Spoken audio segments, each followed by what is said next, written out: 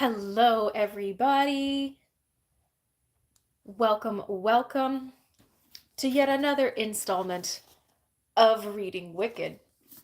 For any of you who are new today, hi, welcome. If you happen to be seeing this live, glad you could make it. I'm so glad you could be here. I hope your weekend was fantastic and relaxing and rejuvenating. And if it wasn't, there is always this coming weekend, so you can try again. But if you have never been here before, hi, welcome. My name is Mimi.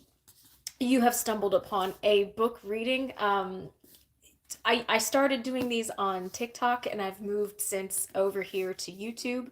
And so typically what happens is every Monday from like 8 to 9, 8 to 9:15, sometimes 9:30, depending on the book and the chapters and where we are.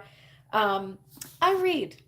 I read to you because I like reading, and some people really just can't sit still long enough to read, so I will read to you.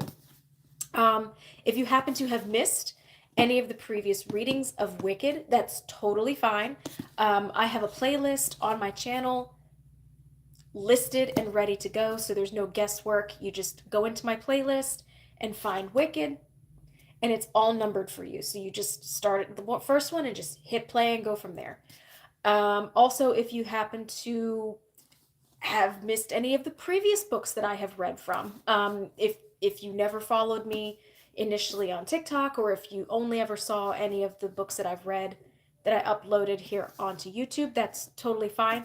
I have a fairly lengthy playlist at this point, of a bit of a range of books. I try not to stick to like one genre. I do try to mix it up just a little bit.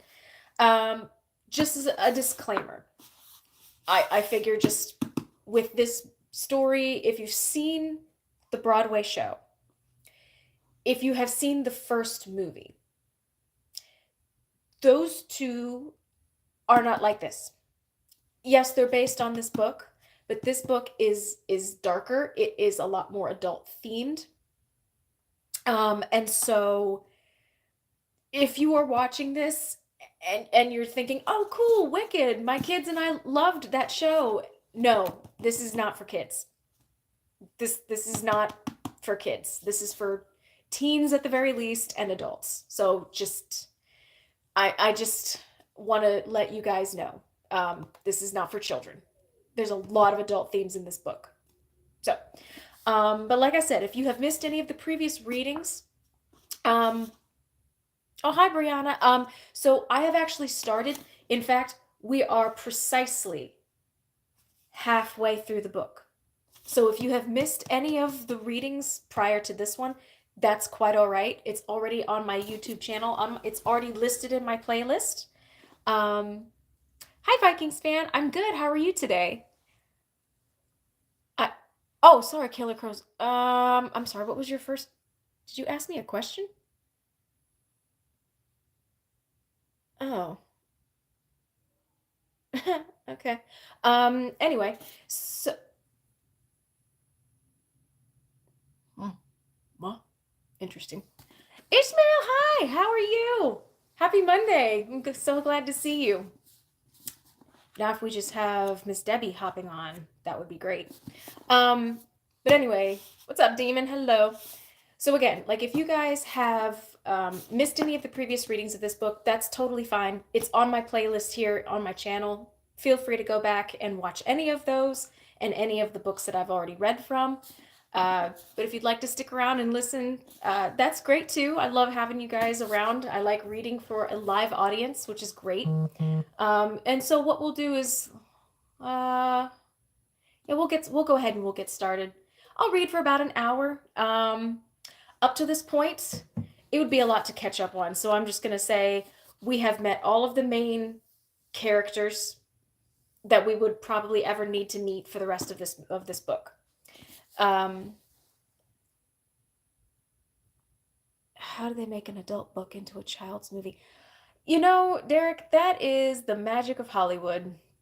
They took the bare essentials of this storyline and turned it into a lighthearted, fun musical. Go figure. So anyway, so without further ado, let's go ahead and get started because there's so much here. There's so much ground to cover. We've been to Shiz University. We have met all the main characters.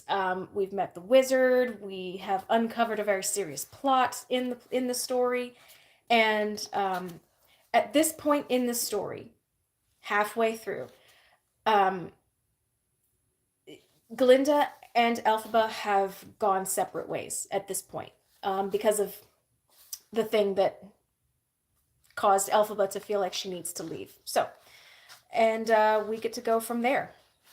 So this is part 3, and there's 5 parts in this book. So we're obviously, so this is part 3, City of Emeralds.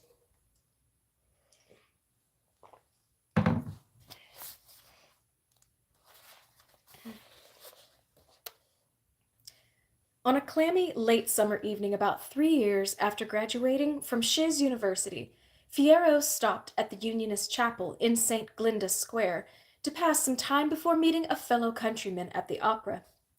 Fiyero hadn't taken to Unionism as a student, but he had developed an eye for frescoes that often adorned the cubbyholes of older chapels. He was hoping to find a portrait of St. Glinda. He had not seen Glinda of the Arduennes of the Uplands since her graduation. She had finished a year before he did. But he hoped it wouldn't be sacrilegious to light a charm wax candle in front of St. Glinda's likeness and to think of her namesake.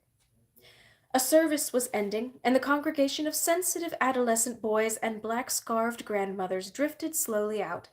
Fiyero waited until the lyre player in the nave had finished fingering a tricky diminuet, and then he approached her. "Do forgive me. I'm a visitor from the West." Well, obviously, with his rich ochre skin color and tribal markings. "I don't see a sexton, a verger, a sacristan, whatever the word is, nor can I find a pamphlet to tell me. I was looking to find an icon of Saint Glinda." Her face remained grave. "You'll be lucky if it hasn't been papered over with a poster of our glorious wizard. I'm an itinerant musician, only through this way once in a while, but I think you might look in the last aisle. There's an oratory to St. Glinda, or used to be. Good luck." Locating it, a tomb-like space with an archer's slit instead of a true window, Fiyero saw, lit by a pinkish sanctuary light, a smoky image of the saint, leaning a bit to the right. The portrait was merely sentimental and not robustly primitive. A disappointment. Water damage had made great white stains like laundry-soaked mistakes on the saint's holy garments. He couldn't remember her particular legend, nor the uplifting way that she had gagged on death for the sake of her soul and for the edification of her admirers. But then he saw, in the underwatery shadows, that the oratory was inhabited by a penitent. The head was bowed in prayer, and he was about to move away when it struck him that he knew who it was. "Elphaba!" he said. She turned her head slowly. A lace shawl dropped on her shoulders. Her hair was looped on her head and skewered with ivory hair corkscrews. Her eyes batted once or twice slowly, as if she were moving toward him from a great distance away. He had interrupted her at prayer. He hadn't remembered her to be religious. Maybe she didn't recognize him. "Elphaba, it's Fiyero," he said, moving into the doorway, blocking her exit and also the light. Suddenly he couldn't see her face, and wondered if he'd heard correctly when she said, "I beg your pardon, sir?" "Elfie, I'm Fiyero. We were at Shiz," he said. "My splendid Elfie, how are you?" "Sir, I believe you are mistaking me for someone else," she said, in Elphaba's voice. "Elphaba, the Throp Third Descending, if I remember the nomenclature," he said, laughing stoutly. "I am not mistaken at all. I'm Fiyero of the Argicus. You know me. You remember me. From Dr. Nidikik's lectures in the life sciences." "You have confused yourself," she said. "Sir." That last word sounded a bit shirty. Absolutely Elphaba. "Now, you don't mind if I'm about my devotions in peace?" She drew her shawl up about her head and arranged it to fall about her temples. The chin in profile could slice a salami, and even in the low light, he knew he wasn't wrong. "What is it?" he said. "Elfie. Well, Miss Elphaba, if you require. Don't shab me off like this. Of course it's you. There's no disguising you. What game are you about?" She didn't answer him in words, but by telling her beads, her ostent but by telling her beads ostentatiously, she was telling him to get lost. "I'm not going," he said. "You're interrupting my meditation, sir," she said softly. "Do I have to call the verger and have you removed?" "I'll meet you outside," he said. "How long do you need to pray? Half an hour? An hour? I'll wait." Miss Debbie, happy Monday. Hi. In an hour, then, across the street, there's a small public fountain with some benches. I'll talk to you for 5 minutes, 5 minutes only, and show you that you've made a mistake.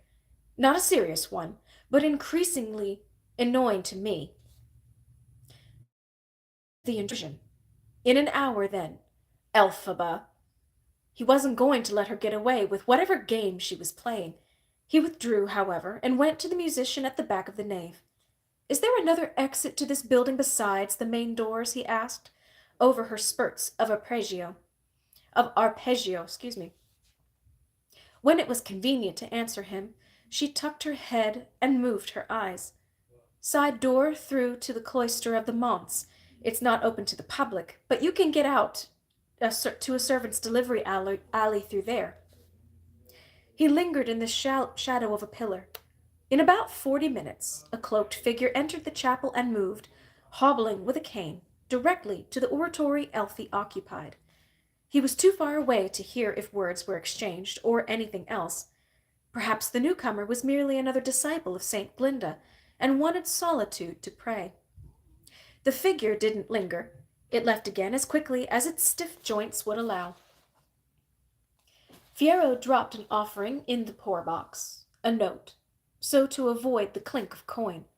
In a quarter of the city so infested with the urban poor, his situation of comparative wealth required the penitential gift, though his motivation was characterized more by guilt than charity. Then he slipped out through the side door into an overgrown cloister garden. Some ancient women in wheeled chairs were chortling at the far end and didn't notice him. He wondered if Elphaba belonged to this community of monastic nuns. Monks, they were called. He now remembered that they were females living in that most paradoxical of institutions, a community of hermits. Apparently, however, their vows of silence were revoked in the decay of old age. He decided that Elphaba couldn't have changed that much in 5 years, so he let himself out the servants' entrance into an alleyway. 3 minutes passed, and Elphaba emerged from the same servants' entrance as he had suspected she would. She was intent on avoiding him. Why? Why? The last he had seen of her, he remembered it well, was the day of Amma Clutch's funeral, and the drunken party at the pub. She had fled to the Emerald City on some obscure mission, never to return, while he had been dragged off to the eye-opening joys and terrors of the Philosophy Club. Rumor held that the great-grandfather, the eminent Throp, had engaged agents to look for her in Shiz, in the Emerald City.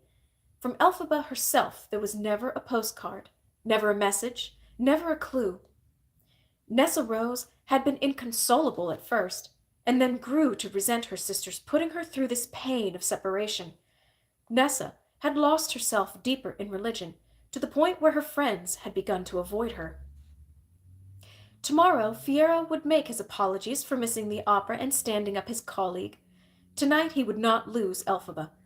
As she hurried through the streets, checking over her shoulder more than once, he thought, if you were trying to lose someone, if you did think someone was on your trail, this is the time of day to do it. Not because of shadows, but because of light.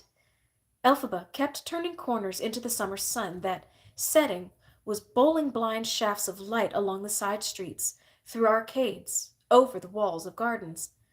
but he had had many years of practice at stalking animals under similar conditions. Nowhere in Oz was the sun as much an adversary as in the thousand-year grasslands. He knew to squint his eyes and follow the persistence of motion, and forget about identifying by shape. He also knew how to duck sideways without tipping over or losing his balance, how to crouch suddenly, how to look for other clues that the prey had begun to move again. The startled birds, the change in sound, the disrupted wind. She could not lose him, and she could not know he was on her trail. So he wound halfway across the city, from the elegant city center to the low-rent warehouse district, in whose shadowy doorways the destitute made their malodorous homes.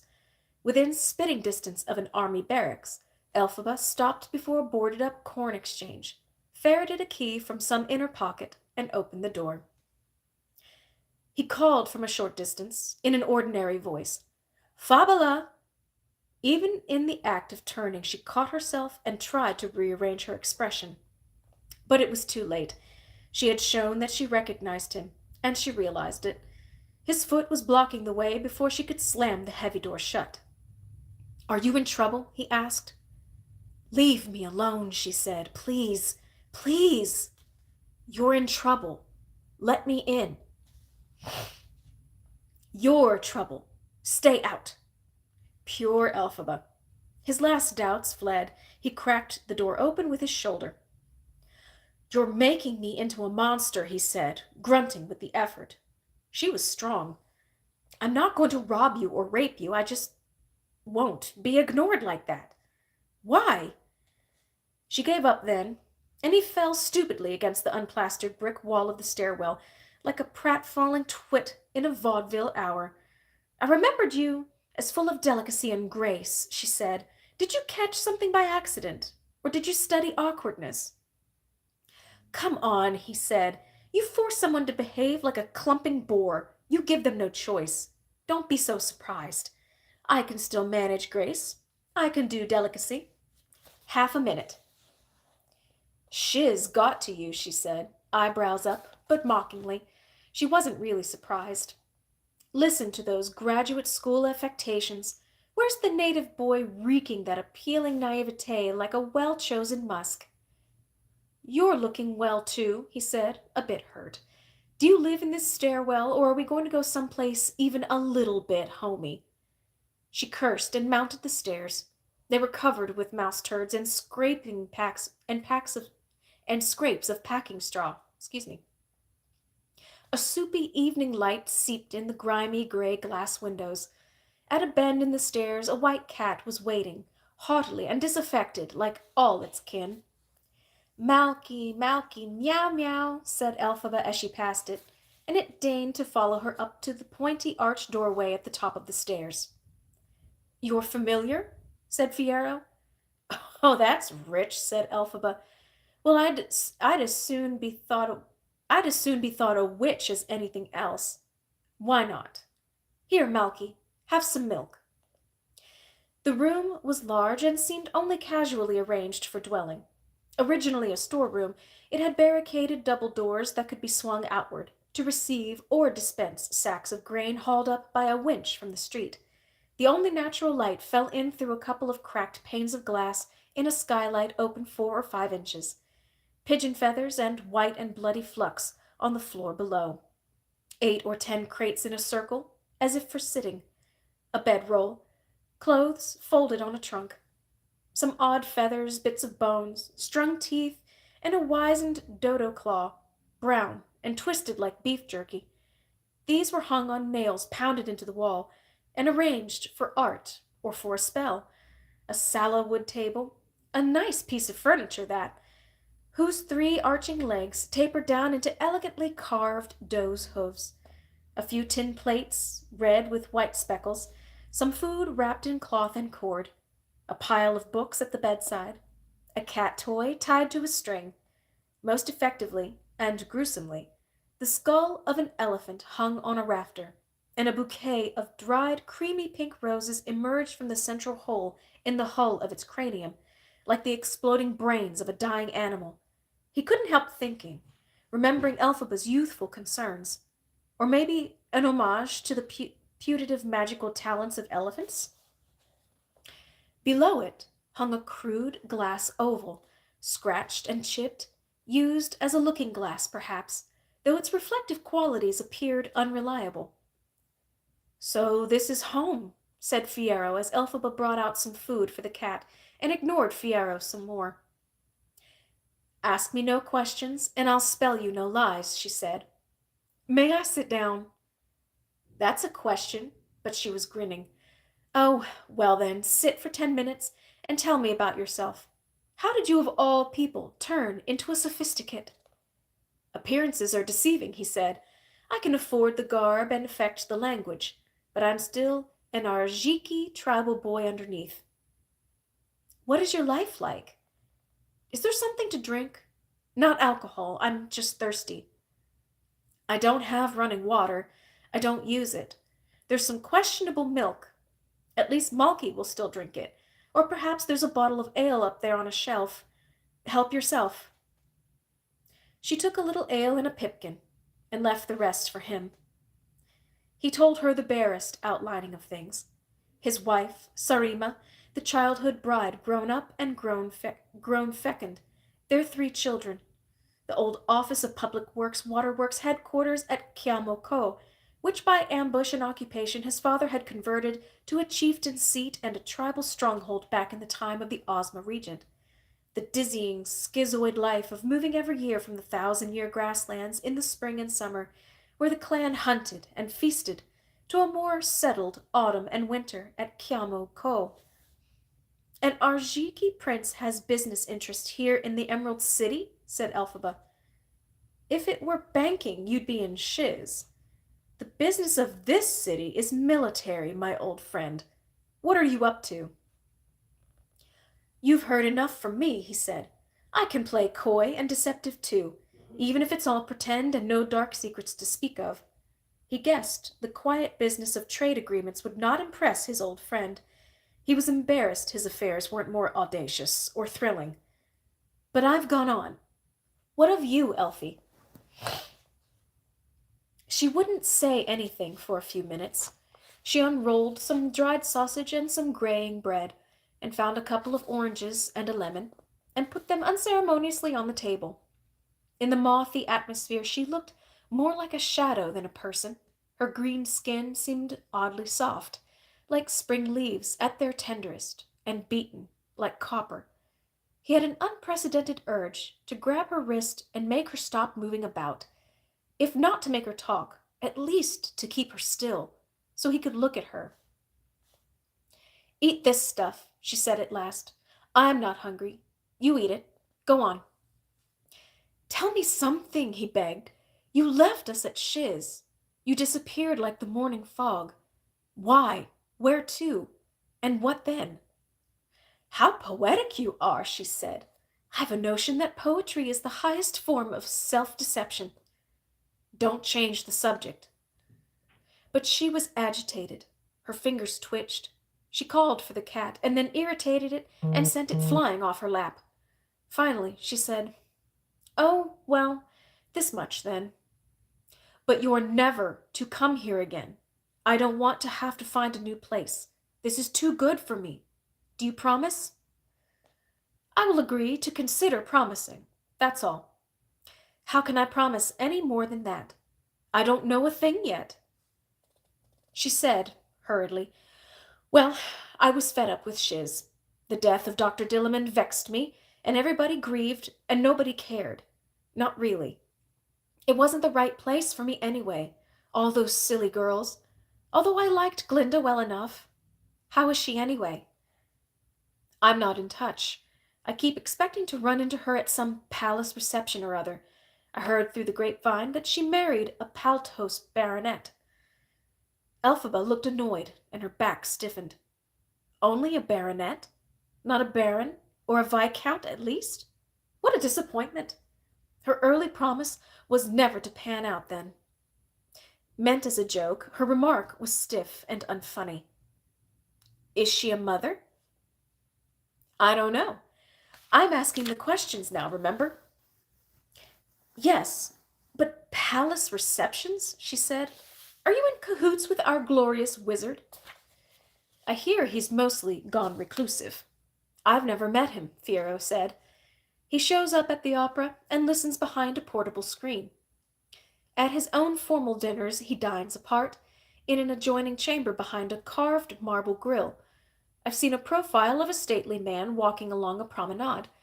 If that's even the wizard, that's all I've met of him. But you, why did you cut us all off? I loved you too much to keep in touch. What does that mean? Don't ask me, she said, thrashing a bit, her arms like oars rowing in the blue summer evening lightlessness. Yes, I am asking. Have you lived here ever since, for 5 years? Do you study? Do you work? He rubbed his bare forearms as he tried to guess about her. What would she be up to? Are you associated with the Animal Relief League? Or one of those defiant little humanitarian organizations? I never use the words humanist or humanitarian, as it seems to me that to be human is to be capable of the most heinous crimes in nature. You're evading again. That's my job, she said. There, that's a clue for you, dear Fiyero. Amplify. I went underground, she said softly, and I am still underground. You're the first one to crack my anonymity since I said goodbye to Glinda 5 years ago. So you now know why I can't say any more, or why you can't see me again. For all I know, you will turn me into the Gale Force. Ha! Those martinets. You think very little of me if you think I... How do I know? How could I know? She twisted her fingers together, a puzzle of green sticks. They march in those boots all over the poor and the weak. They terrify households at 3 in the morning and drag away dissenters, and break up printing presses with their axes, and hold mock trials for treason at midnight and executions at dawn. They rake over every quarter of this beautiful, false city. They harvest a crop of victims on a monthly basis. It's government by terror. They could be massing on the street right now, never having yet followed me. They may have followed you. You're not as hard to follow as you think, he told her. You're good, but not that good. I could teach you a few things. I bet you could, she said. But you won't, for we won't meet again. It's too dangerous, for you as well as for me. That's what I mean when I say I loved you all too much to keep in touch. Do you think the Gale Force is above torturing friends and family to get its sensitive information? You've got a wife and children, and I'm merely an old college friend you ran into once. Clever you to have followed me. Never again, do you hear? I will move if I find you're trailing me. I can pick up right now and be away in 30 seconds. It's my training. Don't do this to me, he said. We're old friends, she said, but we're not even especially good friends. Don't turn this into a sentimental rendezvous. It's nice to see you, but I don't ever want to see you again. Take care of yourself and beware high connections with bastards, because when the revolution comes, there won't be mercy for toadying ass-lickers. At what, 23 years old? You're playing the lady rebel, he said. It's not becoming. It's unbecoming, she agreed. A perfect word for my new life. Unbecoming. I, who have always been unbecoming, am becoming Though I point out you are the same age as I, and prancing about now as a prince. But have you eaten enough? We have to say goodbye now. We don't, he said firmly. He wanted to take her hands in his. He didn't remember that he'd ever touched her before. He corrected himself. He knew he never had. It was almost as if she could read his mind. You know who you are, she said, but you don't know who I am. You can't. I mean, you can't. And you can't. It's not allowed, for one, and you're not capable for the other. Godspeed, if they use that phrase in the Vincas, if it's not a curse. Godspeed, Fiero. She handed him his opera cape and held out her hand to shake his. He grabbed her hand and looked up into her face, which just for half a second had fallen open. What he saw there made him chill and hot flash. In dizzying simultaneity with the shape and scale of its need. Some of these words, my lord.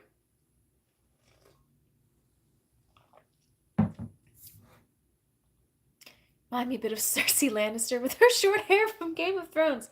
I've actually been told that before. So you're not the first person to tell me that.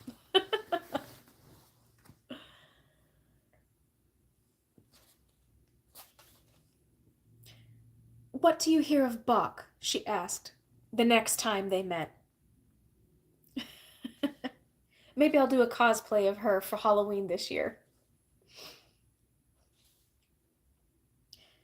You just won't answer me anything about yourself, will you? He said. He was lounging with his feet up on her table. Why did you finally agree to let me come back if you keep yourself locked up like a prisoner? I rather liked Bach, that's all, she grinned. I let you come back so I could pump you for news of him and of the others. He told her what he knew. Bach had married Miss Milla, of all surprising turns. She had been dragged out to Nest Hardings, and she hated it. She kept trying suicide. His letters sent at Lurlinimus every year are hysterical. They annotate her failed attempts at killing herself like a sort of annual family report. It makes me wonder, in the same circumstances, what my mother must have gone through, said Elphaba. The privileged childhood in the big home of the ascendancy, then the rude shock of a hard life out there in nowhere land. In Mamma's case, from Colwyn grounds to rush margins, and then the Quadling lowlands. It's actually a penance of the most severe sort. Like mother, like daughter, said Fiero. Haven't you left a certain amount of privilege yourself to live here like a snail, hidden and private? I remember the first time I saw you, she said, shaking drops of vinegar over the roots and vegetables she was preparing for a supper. It was in that lecture hall of what's his name? Dr. Dr. Nicodic, said Fiero. He blushed. You had those beautiful markings on your face. I'd never seen such before. Did you plan that entrance to win your way into our hearts? On my honor, I could have done anything else. I could I have done anything else, I would have. I was both mortified and terrified. Do you know, I thought those enchanted antlers were going to kill me? And it was prancing Crope and Flibberty Tibbet who saved me. Crope and Tibbet! Tibbet and Crope! I'd forgotten all about them. How are they? Tibbet was never the same after that escapade at the Philosophy Club. Crope, I think, entered an arts auction house and still flits around with the theatrical set. I see him from time to time at occasions. We don't speak. My, you're disapproving, she laughed. Of course, being a prurient as the next creature, I always wondered what the Philosophy Club had turned out to be like. You know, in another life, I'd like to see them all again. And Glinda, dear Glinda, and even nasty Averick. What of him? Averick I do speak to. He's most of the year installed in the Margreviate, but he has a house in Shiz, and when in the Emerald City we stay at the same club. Is he still a smug bore? My, you're disapproving now. I suppose I am. They ate their dinner. Fiero waited for her to ask more about his family. But it was their respective families they were keeping from each other, apparently. His Vincas wife and children, her circle of agitators and insurrectionists.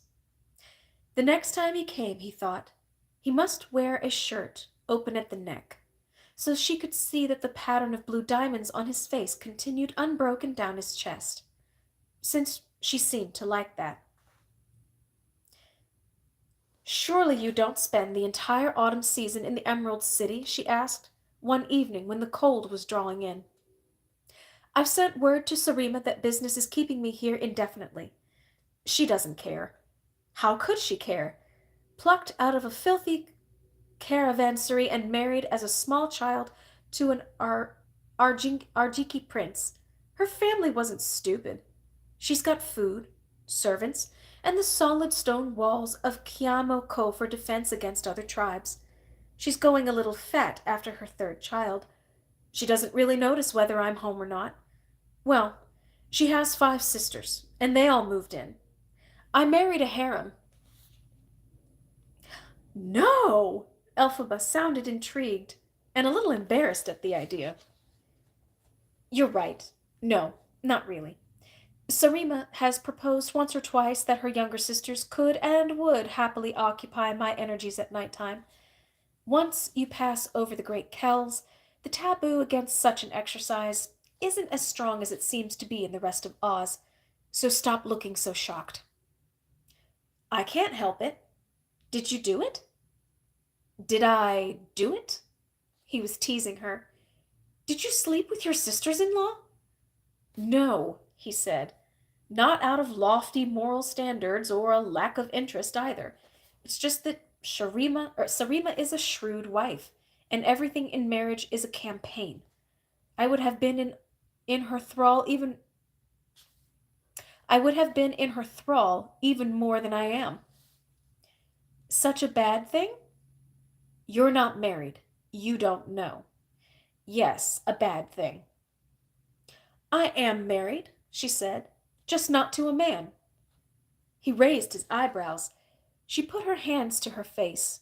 He'd never seen her look like that. Her words had shocked herself. She had to turn her head away for an instant, clear her throat, blow her nose. Oh, damn! Tears! They burn like fire! She cried, suddenly in a fury, and ran for an old blanket to dab her eyes before the salty wetness could run down her cheeks. She stood bent over like an old woman, one arm around the counter, the blanket falling from her face to the floor. Elfie, Elfie, he said, horrified, and lurched after her, and put his arms around her. The blanket hung between them, chin to ankles, but seemed about to burst into flame itself, or roses, or a fountain of champagne and incense. Odd how the richest image bloomed in his mind when the body itself was most alert. No, she cried, no, no, I'm not a harem. I'm not a woman. I'm not a person. No. But her arms wheeled of their own accord, like windmill sails, like those magic antlers, not to kill him, but to pin him with love, and to mount him against the wall. Malky, with a rare display of discretion, climbed to the window sill and looked away from them. They conducted their love affair in the room above the abandoned corn exchange as the autumn weather came lop-leggedly in from the east. Now a warm day, now a sunny one, now 4 days of cold winds and thin rain. There were long days in a row when they couldn't meet. I have business. I have work. Trust me, or I shall disappear on you, she said. I shall write to Glinda and ask her to share the spell on how to go up in a puff of smoke. I am teasing, but I mean it, Fiero. Fiero plus Fay, he wrote, in the flour that spilled when she rolled out a pie crust. Fay, she had whispered, as if even to keep it from the cat was her code name. No one in the cell would know one another's real names. She would not let him see her naked in the light, but since he also was not allowed to visit during the day, this was hardly a problem. She waited for him on the appointed evenings, sitting naked under the blanket, reading essays on political theory or moral philosophy. I don't know that I understand them. I read them as poetry, she once admitted. I like the sound of the words, but I don't ever really expect my slow, slanted impression of the world to change by what I read. Is it changing by how you live? He asked, turning down the light and slipping out of his clothes. You think this is all you think all this is new to me, she said, sighing. You think I am such a virgin.